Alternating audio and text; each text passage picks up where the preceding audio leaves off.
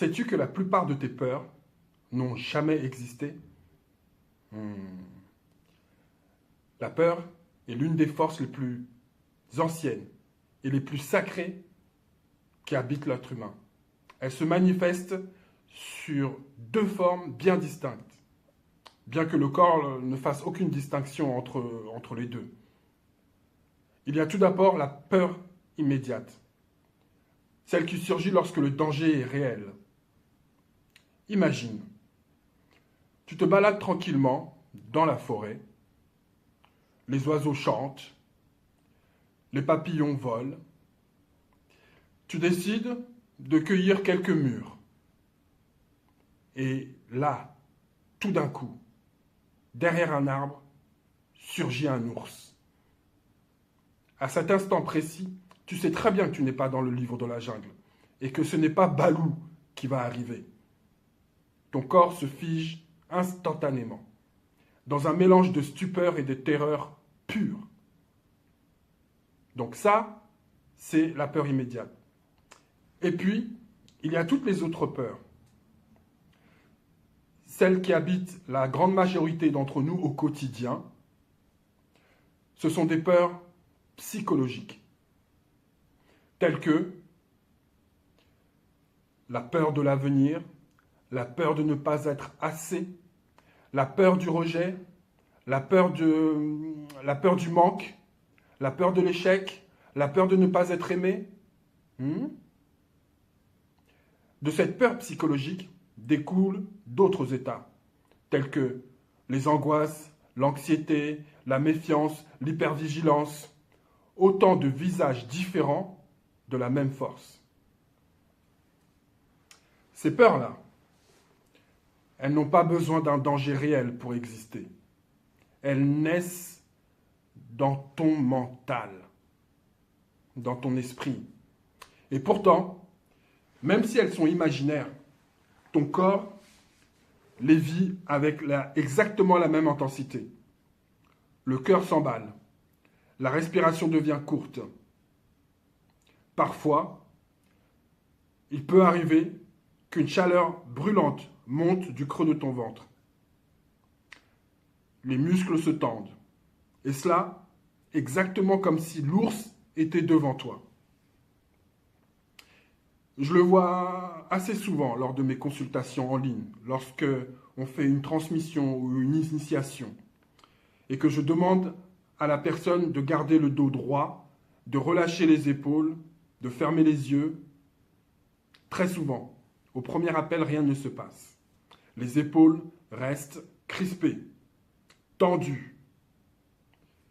Et il me faut répéter, relâcher les épaules complètement. Laissez-les tomber. Et c'est là, seulement là, qu'on voit les épaules s'affaisser nettement. Ce simple geste révèle à quel point le corps peut rester prisonnier d'une tension permanente, même en pleine sécurité.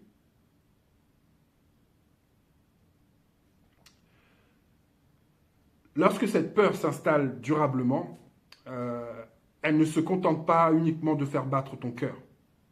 Elle modifie profondément ton être. Le corps s'épuise. Le sommeil se fragilise. Et cette tension constante s'inscrit profondément dans ta chair. Mais laisse-moi te dire ceci. Au-delà de ton corps, c'est surtout ton âme qui souffre en silence.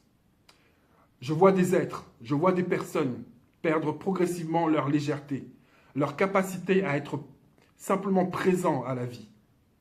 Ces personnes-là restent constamment sur leur garde, sur le qui-vive, comme on dit. C'est une fatigue très particulière, ce que j'appelle la fatigue de l'âme. Alors vous me direz, Rama, comment se libérer de cette peur qui nous accompagne depuis tant d'années? Et je vous dirais que la vraie clé n'est pas de combattre la peur, non. Ni de chercher à la faire disparaître, non. Car la peur en elle-même n'est pas ton ennemi.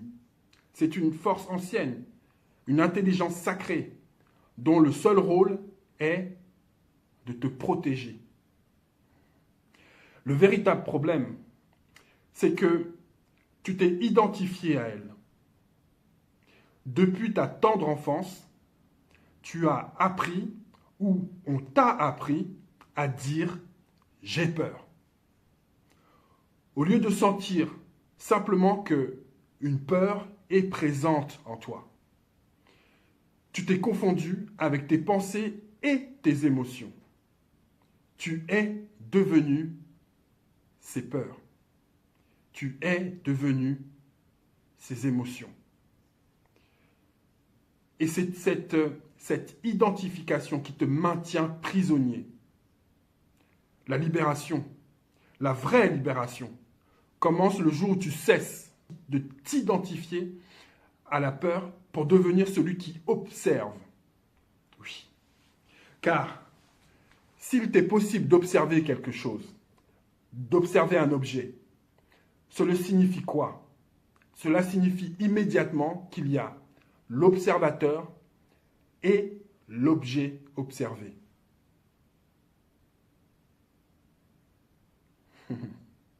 Dès que tu es capable d'observer ta peur, cela signifie qu'elle n'est pas toi.